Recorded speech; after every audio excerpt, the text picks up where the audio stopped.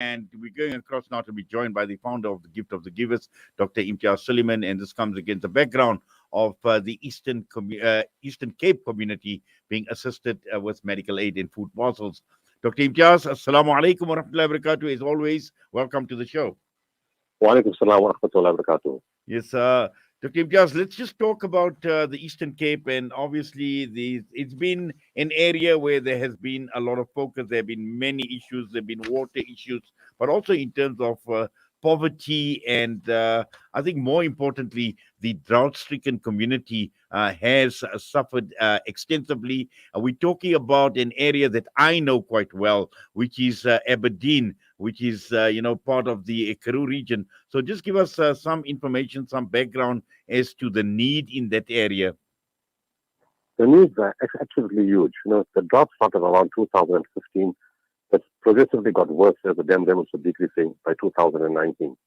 And then we intervened in Makanda in 2019, and we're still there. We're busy upgrading the filtration plants, we're extending the pipe systems, we're putting more water lines in, and we brought in more water tankers.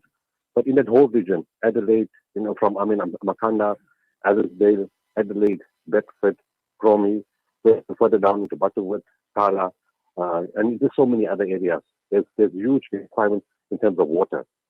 Associated with that, of course, what the water being inefficient and insufficient, and no water for fodder, and no water for grazing, because there's no crops and there's no grass and animals. There's been a loss of animal lives. A lot of animals have died, which means the farmers' incomes have been affected. But the farmers' incomes being affected, a lot of the farm workers have been put off. But then being put off, the money has not been enough to circulate in the economy. So many shops and centers have closed. And also because of minimal tourists in the area, because Eastern Cape is highly dependent on tourism, both local and international, a lot of bed and breakfasts closed. And with that, a lot of franchise stores, and franchise restaurants also closed. So the overall knock-on effect has been huge in terms of job losses, difficulty, mental depression, hardship, animals are dying, farmers themselves in great difficulty. I mean, yesterday alone, our trucks went to Aberdeen and we delivered food parcels, 475 food parcels for farm workers and for farmers. The farmers have now come up and said, look, they have no food to feed our families. And yet at one stage they had thousands of animals, big grazing land, hectares of land, and now it's nothing. And, we have to provide them. And coming this week, we're going to be providing a similar support for other farmers and other farm workers in the area. That's the one aspect. The other aspect is that the hospital started calling us from the last 2 weeks in desperation. And you can see they are so depressed, the CEOs and the medical staff. They said, look, there's no food in the hospitals. We can't feed patients. There's no budget.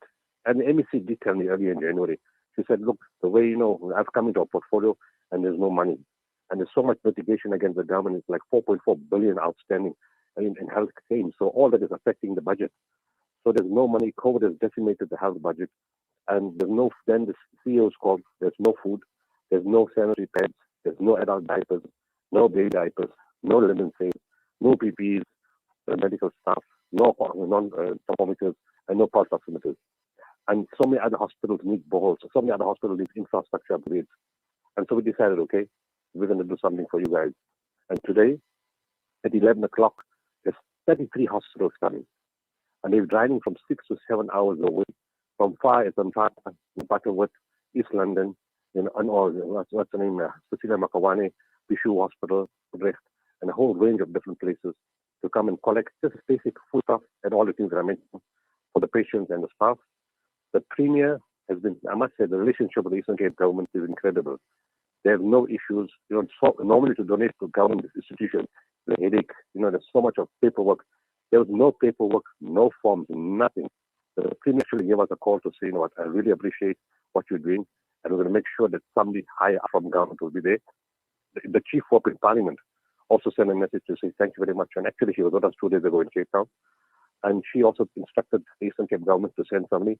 So today, the MEC of Health herself will be there. The HOD also wanted to come, but she has to represent the MEC now at another function, the MEC cancelled, to be with us. And when the doctors heard, first only the drivers were coming to collect the food. But when the doctors heard that the MEC is coming to our warehouse, they said they want to discuss the health issues in the Eastern Cape. So we're using our warehouse as a meeting point for the MEC and all the doctors to raise their concerns. So So it's going to be a very, very important morning today, to show this partnership with government, of course, the corporates that are supporting us, the public that's supporting us, and the way forward to try to make a better life for the people in the Eastern Cape. Well, certainly, Dr. Imtiaz, we definitely will be following these developments today because from what you've described, the need is dire, and it's not only about the need, the relief that has been granted right now, but it does appear it's going to be a long term and it's going to be a sustainable project. Yes, look, we've upgraded a lot of hospitals. We're already giving contracts for upgrading for more hospitals, and we're focusing quite a bit on doctors' facilities because a lot of the infection comes when the doctors let down their guard, when they're out of the ICU, when they're out of the COVID wards, and you come into the small rooms with poor ventilation, that's when infection can spread.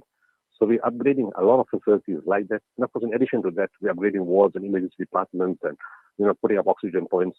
So I'm hoping within the next week we can start another upgrade. It's going to cost us close to 2.5 million. In Alice Hospital, we've done an upgrade there. I mean, in Victoria Hospital in Alice, we've done an upgrade there. We may look at something at the TB Hospital, the Mrs. Quarters in Adelaide, as the funding comes through. And also, I got a donor that's funded, substantially several boreholes. The teams are already at the drilling site. The drilling teams have already visited several of those hospitals where there's no water. And hopefully, within the next week, they can start drilling the boreholes, for the hospitals, which will serve the hospital and the community. And then in addition to that, I've been speaking to pharmaceutical companies. And normally, again, it's such a problem to donate, short-dated medicines to hospitals. Even in 6 months, I mean, you have the volume of patients to finish it in 2 weeks. And it has been a problem. Now the HOD told me, look, we don't even have money for medicines. We will take anything we get as long as it's 6 months and later expired. And our first 2 million rand of contribution coming from Austral Laboratories will be there next week, Tuesday. Well, inshallah, we definitely will follow developments, Dr. Imtiaz. And as always, we do appreciate you taking time out and talking to us here on Salam Media. We wish Gift of the Givers all the best, inshallah. Allah accept, Allah reward your efforts. Assalamu alaikum wa rahmatullahi wa barakatuh. Ameen. Jazakallah. Wa alaikum salam wa rahmatullah.